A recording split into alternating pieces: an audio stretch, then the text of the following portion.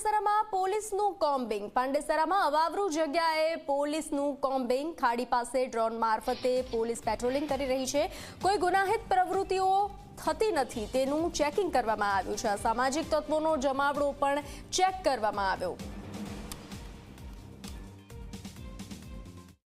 Pandesara police station વિસ્તારમાં ખાડી વિસ્તાર છે, ત્યાં સામાન્ય રીતે નોર્મલ માણસોની મૂવમેન્ટ નથી થતી, જેના કારણે મહેરબાન નાયબ પોલીસ કમિશનર ઝોન 4 સાહેબની સૂચના અનુસાર ખાડી વિસ્તારમાં ડ્રોન દ્વારા પેટ્રોલિંગ કરવામાં આવ્યું છે અને ખાડી પર જે વસાહતો આવી છે તેને પર્ટિક્યુલરલી પોલીસ તથા પોલીસની ટીમ દ્વારા ચેક કરવામાં આવે છે અને કોમ્બિંગ કરવામાં આવે છે.